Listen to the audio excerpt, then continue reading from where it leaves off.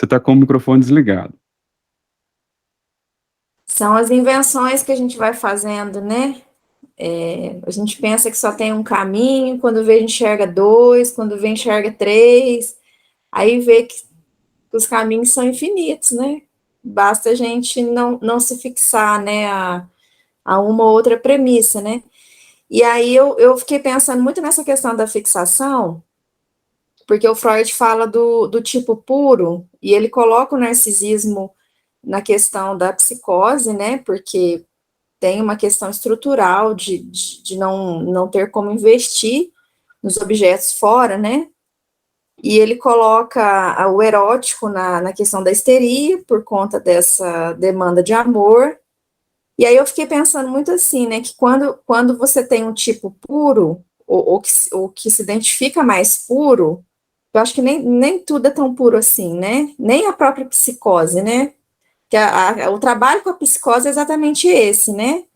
É dar uma misturada e dar uma balançada nisso que se apresenta de forma muito pura, né? Mas os casos são os casos graves, né? No caso da histérica grave, no caso do obsessivo grave, é quando isso não balança, né? Isso está muito fixado, porque a gente, quando eu brinco que eu passei do narcisista obsessivo para o narcisista erótico, é onde a gente mexe, né? Na onde está muito fixada, na onde está os nossos pontos de sofrimento, onde a gente amarrou, deu um nó muito forte, aí a gente precisa afrouxar isso para que essa corda dance nesse nó, de alguma forma que isso gire, né? Clinicamente, eu consigo identificar dessa forma, que a gente não elimina um traço, a gente não simplesmente, né, como você falou, sai quebrando todas as paredes, é uma delicadeza, é cirúrgico, né? Aonde que eu posso mexer? Aonde se pode mexer? Aonde se deve mexer? De que forma? O que vem primeiro? O que vem depois? Né? Eu acho que esse cuidado, eu percebo isso no meu processo de análise, e é algo que me preocupa muito, assim, que me preocupa no sentido assim, né? Que me consome, assim, no como fazer, né? A gente que está iniciando a clínica, né? É toda uma construção aí, né? Cada um a gente vai ter que fazer de um jeito, né? Esse é o desafio. A gente não tem, a princípio, e esse é bom, né? Um jeito, né? Que a gente tem que seguir, se orientar, e a gente tem que ver como funciona e inventar, né? Junto com o paciente, com a permissão dele e às vezes com a insistência nossa. Na maior parte, com um pouco da nossa insistência, né? Porque é isso, né? No fim das contas, ninguém quer mexer no que, abre aspas, está pronto, mesmo que isso esteja causando sofrimento. Mas é isso, a gente está ali para fazer o movimento contrário, né? Assim, se ele quer fechar mais as paredes, a gente quer construir, assim, pontos de passagem, pontos de luz, vamos pensar assim. Mas muito bom, acho que foi legal, né, a dinâmica até aqui, deu para a gente construir bem. E agora eu vou tentar passar de uma forma, vamos lá, desafio, esse outro texto é maior, mas vamos lá, vou ver se eu consigo. Às vezes eu consigo, às vezes eu não consigo. É isso. Então, a ver que está projetando, né? Então a gente vai lá correndo, vê que tem todo um link, né? Depois que a gente trabalha de uma forma sumária, mas com muito rigor, esses tipos libidinais, a gente se lança para essa 32ª conferência, que é traduzido na imagem como ansiedade e vida institucional. Eu sempre sou puto com essa, é isso mesmo, sempre sou puto com essa conferência, pelo menos nessa versão, porque ela traduz muito mal. Primeiro que eu acho que, eu não, e pior que assim, vou precisar aguardar uma oportunidade de comprar a versão impressa, porque não tem também, eu não consegui localizar a versão digital, que algumas das obras eu tenho, então, na dúvida, eu consulto aí no alemão, que aí dá para ter uma ideia. Mas, em suma, né, deduzindo que, normalmente, isso faz referência ao inibição, sintoma e angústia ou medo, né, o Freud, angústia, ele tem variações na própria tradução. Então, talvez aqui a minha leitura, eu vou colocando nos pontos que eu achei, em boa parte dos momentos o Freud não está falando de ansiedade. E também não está falando de instinto, está falando de pulsão. Então, já a minha correção, pelo menos do que eu consigo ler, né, se é um texto que eu vou querer depois trabalhar com a Edetilde aí, provavelmente, por uma tradução nossa e do Interface, porque é um texto que tem muitos problemas, é um sacrilégio ler essa péssima tradução, mas feita toda esse meu desabafo, a gente vai seguir. Bom, aqui a gente pega o Freud falando um pouco sobre, vocês viram que eu coloquei angústia, né? Porque não faz muito sentido, olha, como ele abre assim, descrevemos, já vou na tradução, ao meu ver, mais correta. Descrevemos a angústia como estado afetivo, isto é, uma combinação de determinados sentimentos da série prazer e desprazer, com as correspondentes inervações de descarga e uma percepção dos mesmos, mas provavelmente também como um precipitado de um determinado evento importante, incorporado por herança, algo que pode, por conseguinte, ser assemelhado a um ataque histérico, individualmente adquirido. É muito interessante ele estar falando da questão do ataque histérico, ele está falando desse estado afetivo, e mais à frente, à medida que a gente trabalha com a teoria da angústia, a gente vai ver que é um afeto, né? O Lacan vai dizer isso, né? É um afeto, inclusive, que não engana. Isso é o Lacan, né? Não é o Freud, mas o Lacan, ele era um bom tradutor de Freud também, um ótimo tradutor, então ele releu isso com rigor, e eu acho que, de verdade, essa tradução não está muito coerente. Em alguns momentos, angústia me parece ser muito mais apropriado, em alguns outros, o próprio medo, ele é sim mais apropriado. Porque aqui o Freud, aqui percebam que eu fiz a seguinte proposta de tradução. Quando o Freud vai falar da ansiedade realística e ansiedade neurótica, não parece fazer muito sentido, porque o Freud está falando exatamente de um elemento do real, que causa exatamente um efeito de medo e uma angústia neurótica. Tanto é que eles traduzem tão mal que vão dizer depois ali da angústia, neurose de angústia, mas são incapazes de traduzir, às vezes, como angústia, o elemento que eles vão dizer como ansiedade. Não estou descartando que, em algum momento, Freud vai ter a ideia de uma ansiedade, mas a maior parte do texto não é por aí. Isso complica um pouco, talvez, o entendimento, então eu queria aqui fazer essa ressalva, e dizendo que o Freud está aqui fazendo um paralelo entre um medo real, um medo que a gente pode ter, por exemplo, como a gente teve nesse período muito exacerbado da pandemia, onde não estávamos vacinados, onde tinha medo, né? Medo de ser contaminado, medo de morrer, medo real, medo da morte. Não era um medo qualquer.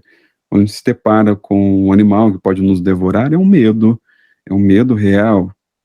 E o que Freud vai contrastar, o que é esse medo que tem um objeto, que tem uma razão no campo da realidade, e qual é essa angústia, qual é essa relação da angústia que o neurótico constrói, né, o que pode reativar algo muito parecido com o medo. Então, nesse sentido, acho que o Freud ele usa alguns termos que dá para a gente trabalhar com essa variante de tradução, porque em alguns momentos, se a gente for ver no texto, a própria dinâmica da angústia, ela remete ao medo. Que é isso que o Freud segue dizendo, inclusive, né? Ele vai dizendo dessas 3 condições da angústia neurótica, ou dessa ansiedade, como está no texto, que nós usamos aí como base. Ele vai dizer dessa que essa ideia, né, que é angústia, e aqui está a chave de leitura fantástica, fantástica, porque aqui tem uma mudança em toda a forma de pensar angústia e pensar o próprio recalque, pensar o próprio medo. Olha que ele diz assim, que a ideia que é submetida ao recalque, não é repressão, é recalque mesmo, ela pode ser deformada ao ponto de ser irreconhecível. Então, a ideia que sofreu recalque, ela fica irreconhecível, não sei mais o que é. E a sua cota do afeto, ela é regularmente transformada em angústia. Então, quando a ideia ela está dissociada, ela está irreconhecida, e o afeto deslocado, ele se transforma numa angústia. E o que é isso? Né? Que é qualquer que possa ser a natureza do afeto, seja ele de agressividade ou mesmo de amor. Então, há uma transformação disso. Não faz, pois, nenhuma diferença essencial porque razão, uma cota de libido, se tornou não utilizável. Se é por causa da debilidade infantil do eu, como nas fobias de criança, ou se é por causa dos processos somáticos da vida sexual, como na neurose de angústia, ou se devido ao recalque, como na histeria. Então, aqui ele coloca 3 possíveis hipóteses para que isso aconteça. No caso da pouca capacidade do eu da infantil, a questão do medo que a criança vai ter, essa indistinção desse medo real e o medo inventado, né, imaginado, na questão do somático, né, na energia que não é realizada, no caso da neurose de angústia, e o recalque, que é feito, né, na histeria, que reaparece ali na forma de sintoma depois. Isso são formas, né, esse recalque, ele opera, e toda essa operação, essas operações, a gente vai ver que são modos que o sujeito vai construindo para lidar, para se proteger dessa angústia. A geração, né, da angústia é o que surge primeiro, e a formação dos sintomas é o que vem depois, como se os sintomas fossem criados a fim de evitar a irrupção da angústia, que é toda a trama que nós falamos lá dos tipos libidinais, nos ajuda aqui a compreender. Toda a estratégia criada pelo neurótico é uma estratégia para não se deparar com a angústia. Porque a angústia, ela também, ela é sinal, sinônimo, é um passo do desejo, né, de alguma forma. Quando o sujeito está angustiado, tem fumaça, ele está próximo de algo do desejo. O sintoma também tem algo ali, mas só que já é uma dobrada, né? Já é uma relação de compromisso entre a defesa e o desejo. Então tem algo ali em jogo. Então Freud faz uma inversão do que ele inclusive apostava antes. Antes ele acreditava que os sintomas era que vinham primeiro, e que surgia depois a angústia. O que ele vai dizer que é exatamente o contrário, é que a angústia vem primeiro, e porque ela veio primeiro, o sintoma ele vem como já uma tentativa de aplacar, de dividir isso, né, de dividir um pouco essa angústia, dividir um pouco, fazendo uma relação de compromisso. Então isso vem depois, o Freud modifica a teoria da angústia dele aqui. Mas assim, antes, né, mas aqui ele retomando, né? Então aquilo a que se teme, evidentemente, é a própria libido. Porque a libido é essa energia que quer circular, quer se realizar, e ela é constante. Ela é constante. E ela tem, a diferença dela para a ansiedade realística reside em 2 pontos. É que o perigo é um perigo interno, ao invés de ser um perigo externo. E que esse perigo não é conscientemente reconhecido. Então o sujeito, ele sabe que tem um medo, que tem algo que o habita, que tem algo que ele não sabe o que que é, e que ele sai, assim, atemorizado, sem identificar, não consegue fazer essa identificação. Isso tem a ver porque esse é um processo que ele é interno, né? Não é com relação ao que vem externamente, a gente tem recurso, a gente pode fugir. Agora, aquilo que vem internamente, a gente não tem muitos recursos. É isso que o Freud disse inclusive alguns encontros anteriormente aí. Então, nessa nova concepção, eu trago ela aqui, o resultado é exatamente o oposto, então não era o recalque que criava a angústia. Isso é o principal achado, a ansiedade já existia antes, e era, aliás, a angústia já existia antes, e era a angústia que causava o recalque. E aí a gente tem essa dedução que Freud faz, né, que a gente ele aprendeu a partir dessa clínica, duas coisas novas, né, que a angústia é que faz o recalque acontecer, e não o contrário. Então é por conta da angústia que o recalque aparece, e não é o que ele pensava anteriormente. Essa situação pulsional temida remonta basicamente a um perigo externo. Aqui está uma chave fundamental da leitura, porque isso que o Freud coloca aqui, essa situação do interno e do externo é o que se mistura. E é esse o impasse que o sujeito vai vivenciar. O medo do qual ele pode vir a ter, ele não sabe se é interno, se é externo, ele fica sem lugar para ser. Encontrei isso na internet sobre gente. Para ser mais preciso aí. Então, quanto mais a geração do medo pode limitar-se a um mero sinal, tanto mais o eu ele gasta em ações defensivas que importam em vincular psiquicamente o impulso recalcado, e tanto mais o processo se aproxima de uma superelaboração normal, embora, por certo, sem alcançá-la. Então, aqui está o X da questão. O que vai causar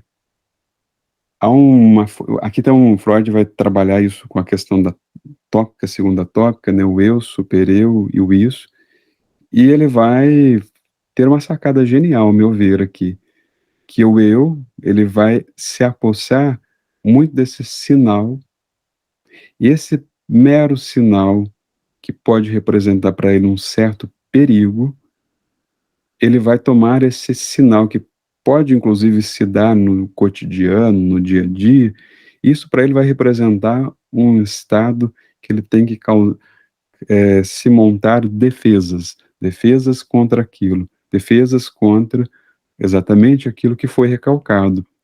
Então, engenhosamente, basta um sinal para o sujeito se ver num estado de perigo, no estado de angústia, ainda que nesse momento ele não saiba exatamente o que é. Mas isso é essa trama, né, que o eu faz, corroborando com algo do externo, linkando com algo do interno e fazendo essa certa bagunça que tem como finalidade sempre colocar mais defesa quando esse recalque pode, de alguma forma, irromper. Porque se esse recalque ele irrompe, ele retorna, ele traz à baila exatamente os desejos que foram recalcados. E é exatamente esse ponto desses desejos que foram recalcados que às vezes toca em algo da insuportabilidade do sujeito, que ele quer manter sempre silenciado. Então, qualquer sinal é um sinal de alerta. É muito legal o que o Freud consegue construir aqui. Não sei se para vocês isso fica claro, mas eu acho que é engenhoso demais. Isso faz muito sentido, ao meu ver, quando a gente vê um paciente adoecer num certo momento, num certo contexto da vida dele. Quando algo faz um sinal que ele não sabe o que, e que às vezes ele tenta se fechar como um modo de se proteger, e às vezes isso é insuficiente, e ele vai acabar, esse recalque ele retorna, e ele retorna causando todo o estrago de sofrimento no sujeito. é o momento que ele provavelmente vai chegar para um tratamento, onde ele já não mais dá conta, a estrutura dele, ela rompeu alguma coisa, rompeu um dique, e essa libido, ela tá jorrando, o sujeito não sabe o que fazer com isso. Faz tanto sentido, né, Janilton, que a gente se vê dentro desse movimento. Pois eu também posso identificar, assim, claramente para mim essa relação, né, desse impulso do recalcado aí, quando ele retorna, assim, até porque como eu fui atendido quando criança e volto no fim até a pré-adolescência e retorno depois, eu estou, inclusive, elaborando isso como uma forma de paz, mas me parece que eu não retorno tão à toa, eu retorno exatamente por algo que tocava, né, nessa dinâmica de um insuportável ali, né, e que logo depois de um tempo, eu já tinha sinais que esse recalque ele não estava segurando as pontas, né, a gente tenta emendar, remendar, pôr umas estacas para ver se aguenta, mas quando veio, fez igual aquela avalanche, né, de lama, né, que vem. Mas claramente, para mim, tocava na mesma questão, né, isso é muito claro para mim hoje, né, tendo esse percurso, tocava na mesma questão, no mesmo ponto, na mesma dificuldade, só que aí você tem defesas que você se constrói para tentar lidar com isso, e é todo um sofrimento também aí em jogo, né, há uma satisfação nessa jogatina, e há um sofrimento terrível. A gente se vê, né? Você disse bem aí, Anderson. A gente vê os pacientes quando e por que eles vão procurar, né, esse momento, né, o tratamento.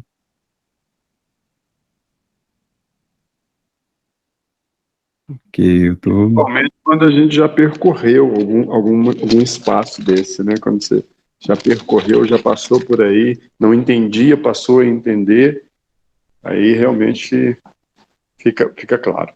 Uhum. Eu acho que assim, esse retorno desse recalcado, aqui a gente vê a libido assim, tipo, ela achando os seus caminhos, né, fazendo os seus caminhos. Para mim a sensação é de que em algum momento disso aqui, isso encontra obstáculo e isso vira basicamente uma enchente, né, inunda tudo.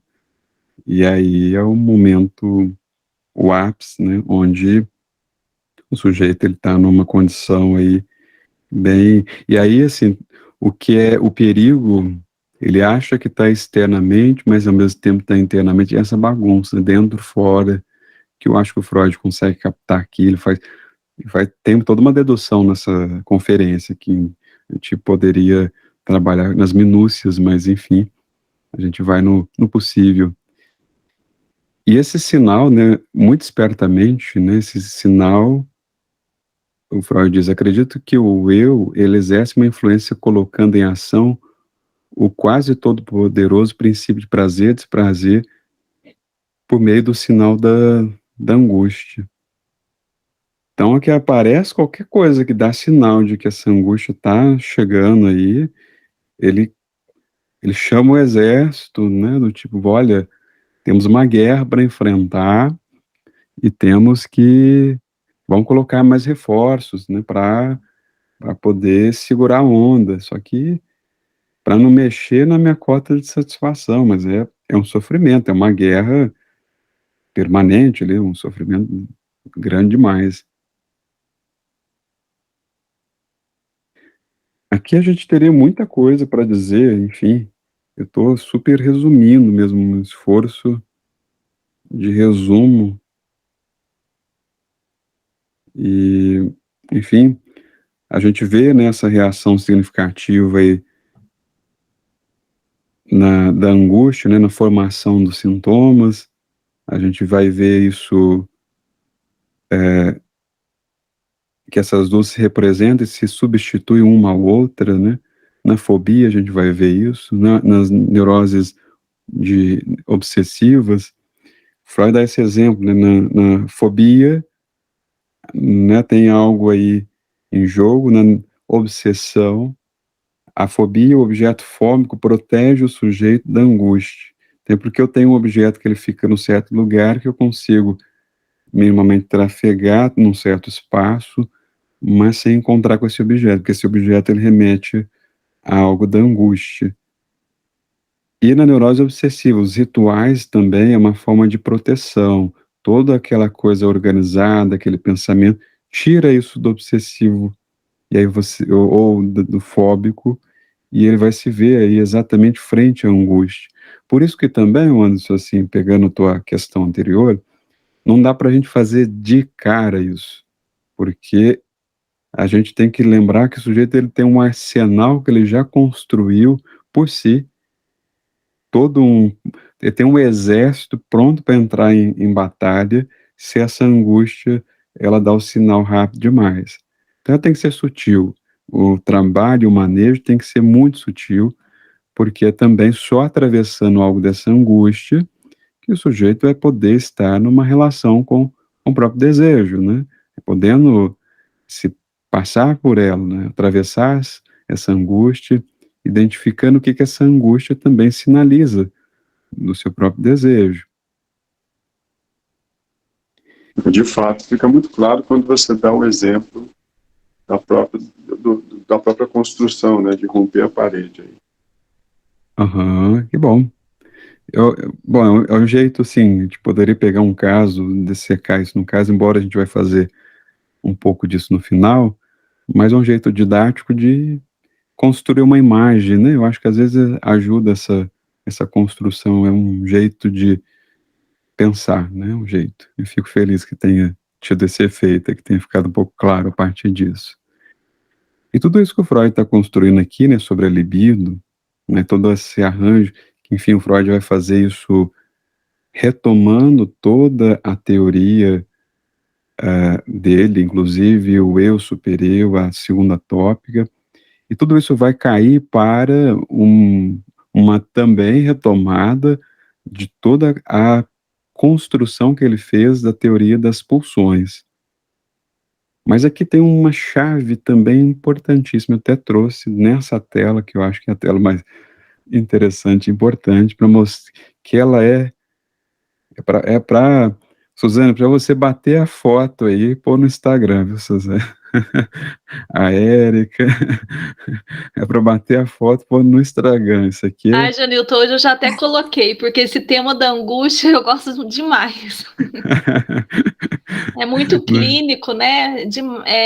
Para nós que estuda psicanálise, é muito caro escutar questões clínicas. Que bom, que bom. Mas essa daqui você pode pôr também, e me marca. Peguei a dica aí, já peguei a dica de publicar essa foto aí, tá?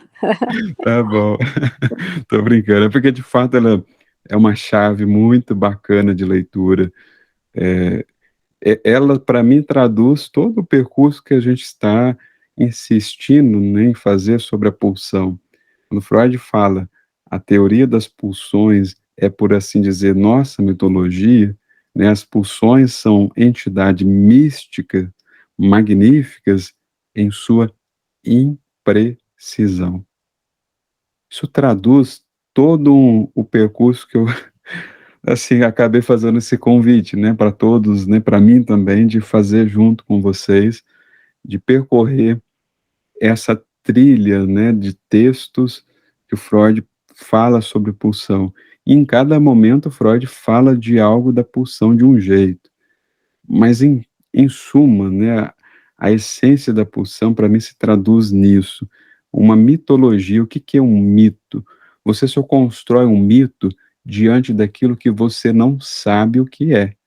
Você tem algo que você sabe que acontece, mas que você não consegue dar conta da inteireza disso.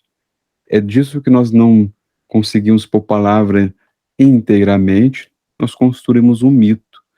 E é muito legal o Freud falar de que a teoria das pulsões dele é exatamente essa característica, porque ele faz o esforço, né, ao longo de toda uma obra para pensar essa dinâmica da pulsão. Mas ele nunca vai bater o martelo e dizer, olha, pulsão é isso e sempre acontece desse jeito. Em cada momento da obra, ele está falando de um tipo, sempre de um par de tipos de pulsões, sempre desse conjunto, né, dual que caracteriza a própria dinâmica do conflito que vai aparecer nas sintomatologias e no próprio sofrimento do sujeito. Mas é muito legal, é para mim uma chave, por isso eu coloquei ela aqui bem em destaque, porque ela é importante porque ela nos mostra exatamente o que nós estamos nos propondo aqui. O Freud, ele diz assim, inclusive, que a pulsão, ela distingue de um estímulo, né, pelo fato de surgir de fontes de estimulação situadas dentro do corpo, né, de atuar como uma força constante e do qual a pessoa não pode evitar pela fuga, como acontece com o estímulo externo.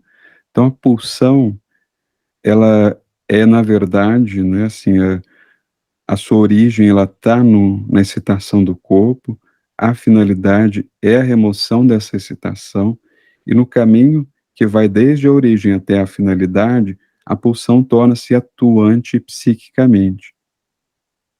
Ela é a que faz a pressão sempre numa determinada direção. É o que o Freud vai descrever como tribe, né? E o que a gente pode dizer com relação à pulsão é que nós temos pulsões ativas e pulsões passivas, ou seja, ativas nas suas finalidades e também passivas com relação a isso também. Então aqui nós temos um mix, né, para falar sobre a pulsão é esse que está entre, né, o somático, o psíquico, mas ele é diferente do estímulo, ele é diferente do estímulo, porque o estímulo ele vem ele vem de dentro do corpo, ele tem uma força constante, mas não, ao contrário de um estímulo externo, você não pode fugir disso, está ali. Você só pode direcionar e fazer algo com isso. Você pode, é como a água, né? Assim, você pode investir em objetos, é o que você pode fazer. E aí que está a chave importantíssima da clínica psicanalítica. Eu posso investir de uma forma que me causa um profundo sofrimento, eu posso investir narcisicamente, eu posso investir em demasia do outro em detrimento de algo meu, eu posso investir de modo que eu invisto, né, e essa é a característica do neurótico, sempre num certo ponto de fixação. O que a clínica psicanalítica faz é levar o sujeito a fazer alguns outros investimentos, ou seja, ter outros tipos de satisfações, se permitir isso.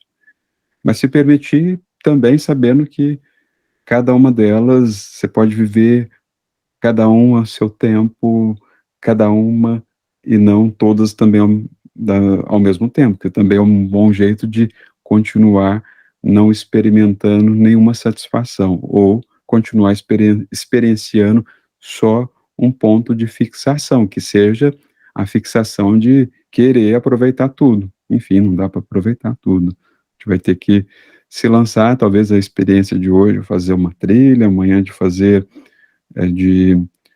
um passeio, de fazer uma leitura, daqui a pouco, de escutar uma música, cada coisa de uma vez, não de uma vez, mas cada coisa ao seu tempo, ao seu momento.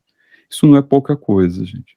É uma amplitude de experiências e de satisfação que é bem interessante. Eu consigo escutar isso clinicamente, né? Tem pessoas que eu lembro aqui de uma paciente que me contando, né, falou, nossa, nesse tempo que a gente está, né, trabalhando, né, aqui, quanta coisa já mudou, né, na minha vida, porque eu antes só fazia de um único jeito. Hoje eu consigo ver que para o mesmo evento tem pelo menos mais de uma possibilidade, e que eu posso escolher. Eu não preciso escolher todas, eu posso escolher uma, duas, eu posso me permitir coisas que eu não conheço, e isso é um barato, isso é o que de melhor a clínica psicanalítica vai levar, né? Levar o sujeito onde nem ele jamais pensou em chegar. E também a gente vai levar apostando nesse movimento, nesse desejo. Nós também, no fim das contas, não sabemos assim onde tudo vai dar. Nós apostamos e vamos juntos. É uma aventura, como toda aventura a gente nunca sabe onde ela termina e nem como termina, mas ela termina e a gente tem sempre, se a gente conseguiu fazer isso bem, a gente conseguiu aproveitar o possível dos momentos, a gente tem uma boa história para contar.